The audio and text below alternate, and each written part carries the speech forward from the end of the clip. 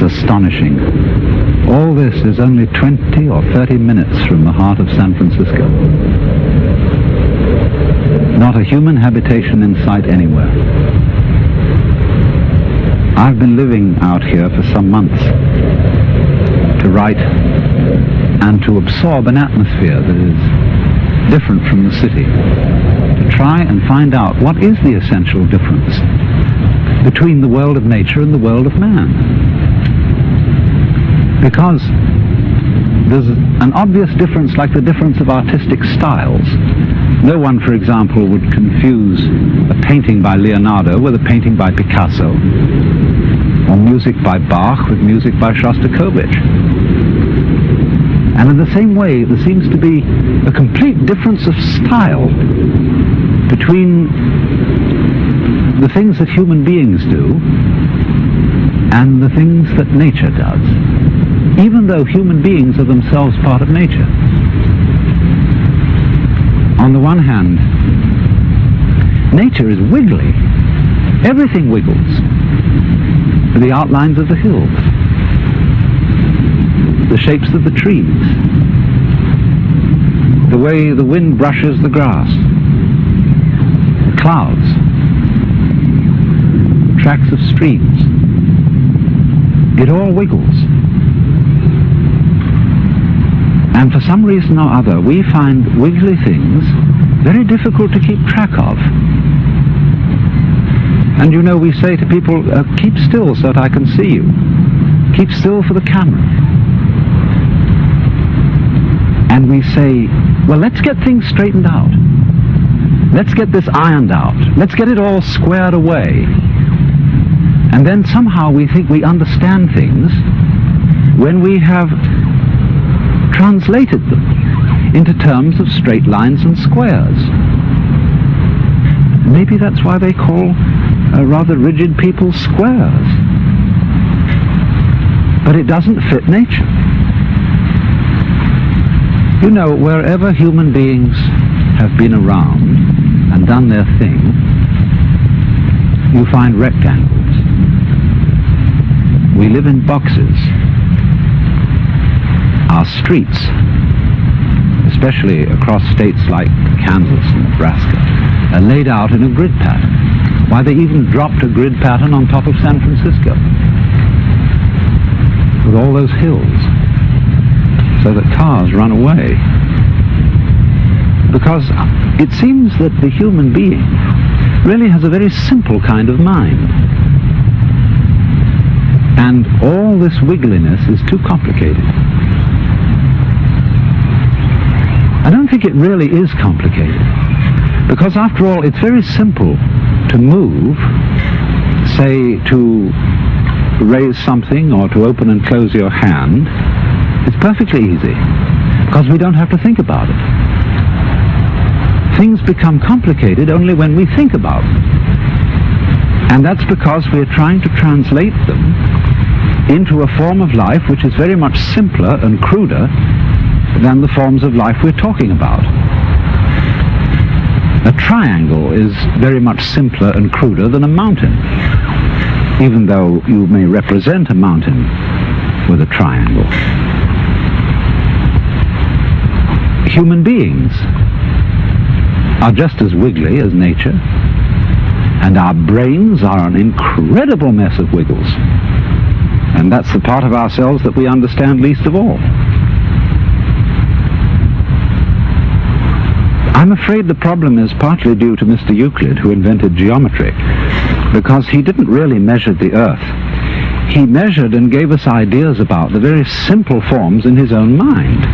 And perhaps we should come to the conclusion that he really had a rather weak intellect. Because sometimes when I'm in the middle of all this, I feel as if I were in the middle of an amazing brain. In other words, the brain is a network of interconnected neurons. And each one of those neurons is a fairly simple affair, because it either fires or it doesn't fire. It gives you the message on or off, yes or no. But what we call things, the plants, birds, trees, are far more complicated than a neuron, and there are billions of them. And they are all living together in a network. Just as there is an interdependence of flowers and bees, where there are no flowers, there are no bees, and where there are no bees, there are no flowers. They're really one organism. And so in the same way, everything in nature depends on everything else. So it's interconnected. And so the many, many patterns of interconnections lock it all together into a unity, which is, however, much too complicated for us to think about, except in very, very simple, crude ways. But I am part of all this. I am, as it were, one of the cells in this tremendous brain, which I can't understand, because the part cannot comprehend the whole. And yet at the same time, I don't feel, like so many people seem to feel, that I'm a foreigner or a stranger in this world. Its aesthetic forms somehow appeal to me more than most of the aesthetic forms which men have produced. I feel in it as if, in the same way, when you see a flower in a field, it's really the whole field that is flowering, because the flower couldn't exist in that particular place without the special surroundings of the field that it has. You only find flowers in surroundings which will support them. So in the same way, you only find human beings on a planet of this kind, with an atmosphere of this kind, with temperature of this kind, supplied by a convenient neighboring star. And so, just as the flower is a flowering of the field, I feel myself as a personing, a manning, a peopling of the whole universe. In other words, I seem, like everything else, to be a center, a sort of vortex, at which the whole energy of the universe realizes itself, comes alive, a sort of aperture through which the whole universe is conscious of itself. In other words, I go with it as a center to a circumference.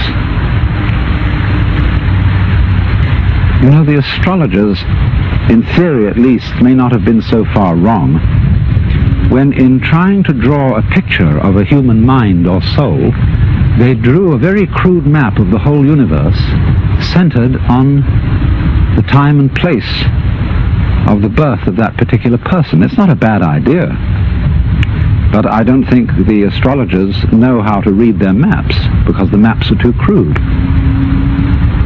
But the essential point is obviously that each one of us, not only human beings, but every leaf, every weed, exists in the way it does only because everything else around it does. In other words, there's a relationship between the center and the circumference, which is rather like the relationship between the poles of a magnet. Without the center, no circumference. Without the circumference, no center. And although we say of poles that they're the poles apart, that is to say, extremely different, there's something between them, just as the north and south poles of a magnet are united by the magnet. So the individual and the universe are inseparable. But the curious thing is that while that's rather easy to see in theory, very few people are aware of it in an important, strong way, like one is aware of blue in blue sky or of the heat in fire. It's more of an idea than it is of a realization. And so it strikes me more and more that our failure to feel at home in this astonishing brain in which we live is the result of a basic initial mistake in our thinking about the world, and is in turn the cause of what is beginning to look like the failure of our technology,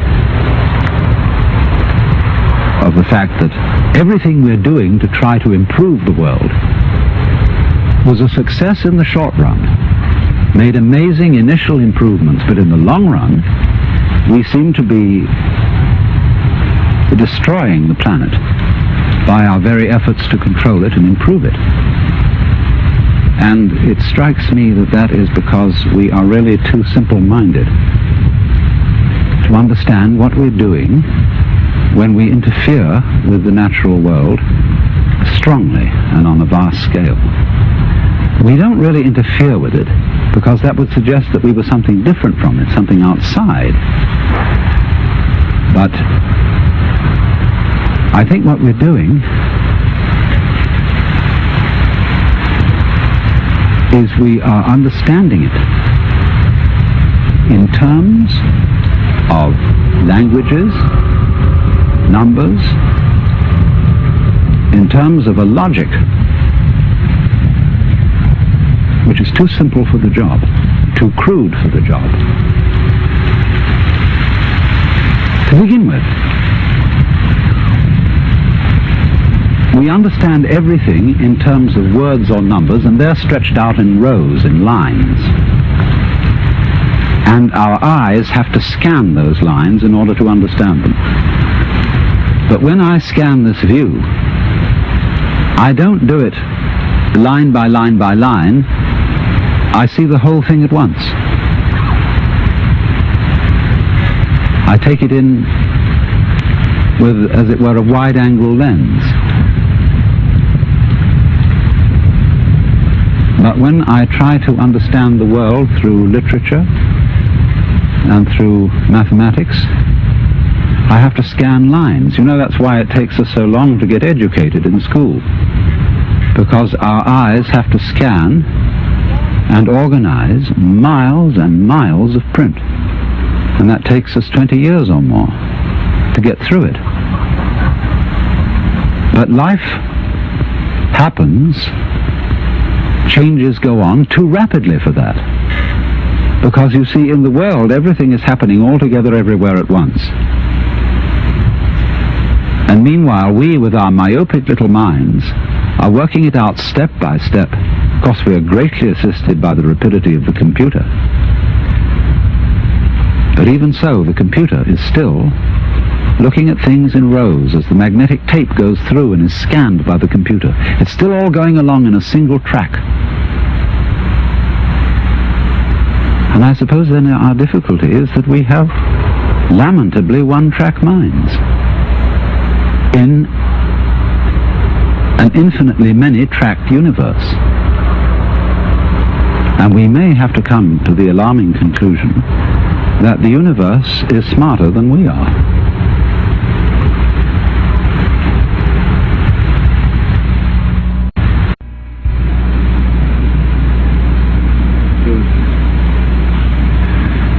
I've just come back from Los Angeles. I was down there to meet with a group of rather important people in the movie industry, scientists and so on, who were considering calling a congress of the best minds in the world to meet in Los Angeles in the near future, to be a kind of planetary alarm conference. They wanted scientists and statesmen, religious leaders, and to do something to impress upon the world through all the media that we are in very serious danger of destroying the biosphere, that is to say, the whole envelope of living creatures which covers this planet, through pollution, overpopulation, nuclear fallout, poisoning of our food and very lack of food. And we met to discuss the problem of organizing this conference, and here were all these brilliant people. And it came over us that we really didn't know what we ought to say. I mean, you can scream and create a state of panic, but that won't do any good. And when it came down to it, we didn't know what we ought to say because we really don't know what to do. Some things that we might do, for example, to increase the food supply with high-yield crops, may be ecological mistakes. And so the consensus of almost everybody at the meeting was that in some way or other, the human race has to learn how to leave the world alone and let what is called the natural homeostasis, that is the self-balancing process of nature, take care of the mess. Now, how are we going to do that?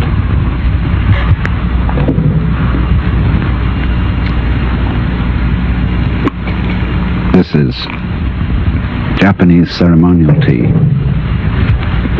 It's good on a cold day. See, our problem is we don't really know how to stop. We've got something started and we see it's going in a wrong direction. And I think the difficulty is, to borrow an old Chinese saying, that when the wrong man uses the right means work in the wrong way. In other words, there's something wrong with the way we think. And while that is there, everything we do will be a mess. Now, what is it that's wrong? Now, as far as I can see, the basic mistake is that we've invented this wonderful system of language and calculation,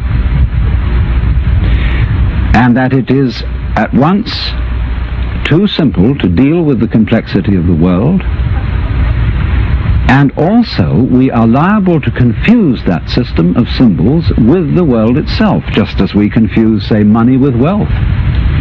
A lot of people are in business to make money instead of wealth. When they make the money, they don't know what to do with it.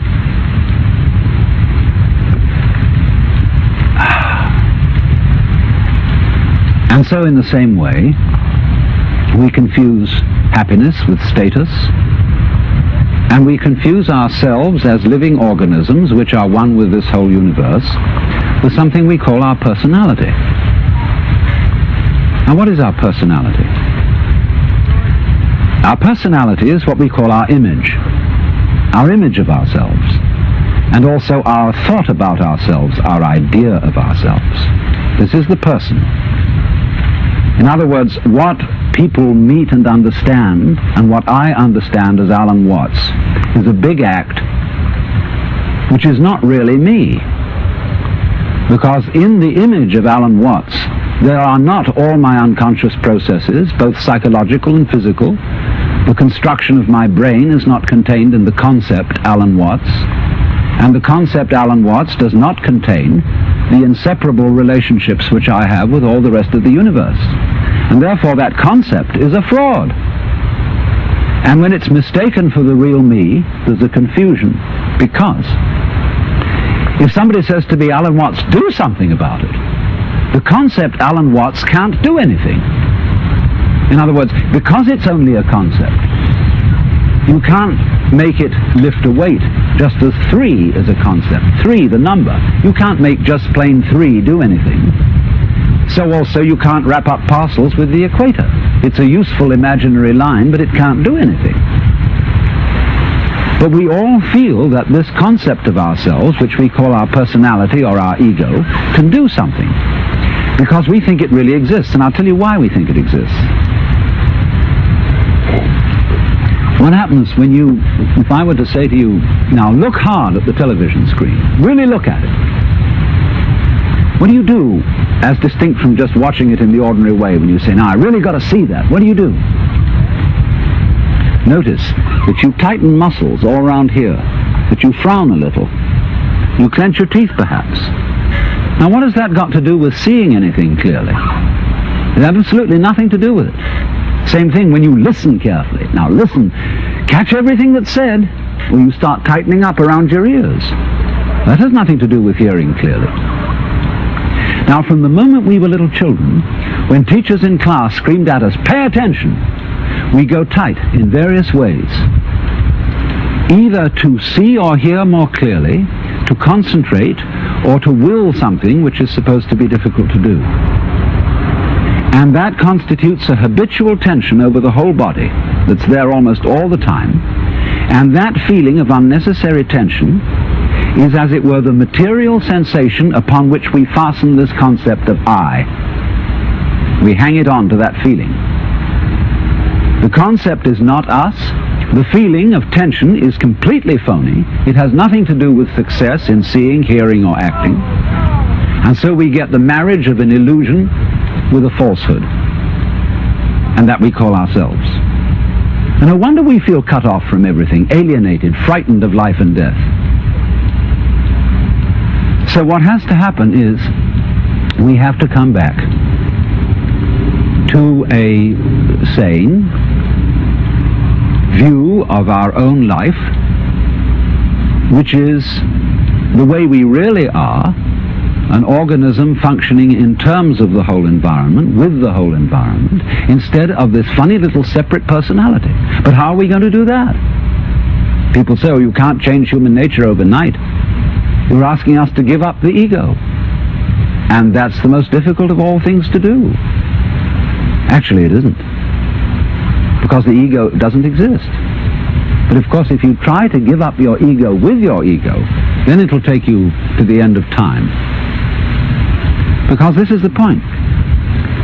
You can't transform yourself. You can't make yourself sane. You can't make yourself loving. You can't make yourself unselfish.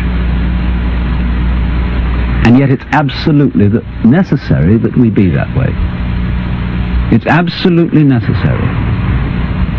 If we are going to hand over the direction of nature to nature, which is what it comes to, it's absolutely necessary that we let go of ourselves, and it can't be done. Not by anything that we call doing it, acting, willing, or even just accepting things. You can't do it. Why? Because you don't really exist as that kind of a separate ego or personality. It's just an idea based on a phony feeling. So when it comes down to it, it's shocking news for us, for the human race, for our pride. You're only making a mess by trying to put things straight. You're trying to straighten out a wiggly world, and no wonder you're in trouble. So you can't do anything. So you can't transform yourself. And what can you do? What happens then if you actually realize you've come to a dead end? And the human race has come to a dead end, in my opinion. What then? Commit suicide? Or is there something else? What happens when you just wait? There's nothing you can do. You watch. And all you see is what goes on that is happening of itself. You're breathing, the wind is blowing, the trees are waving, your blood is circulating, your nerves are tingling. It's all going on of itself. But you know, that's you. That's the real you. The you that goes on of itself. It's not the symbol. It's not the person. It's you that's happening, as when you breathe. Yes, you can get the feeling that I am breathing by shoving your breath, but your breath goes on day in and day out without your doing anything about it or even thinking of it. The same way your brain is functioning without your forcing it. So when you come to a dead end, and we are individually and socially now in 1971 at a dead end, this is the moment of which it is said man's extremity is God's opportunity. Because we have to stop. And when we stop, we find a world that is happening rather than being done, being shoved. And that happening as distinct from doing, is our fundamental self. And our fundamental self is not something just inside the skin. It's everything around us with which we connect. When you look out of your eyes at nature happening out there, you're looking at you. I'm not going to say what we should do from then on, but simply that before we think of doing anything in this critical situation, we realize the completely illusory nature of the beings that we think we are, and get back again to the beings that we really are, which includes all this outside world, no longer left outside.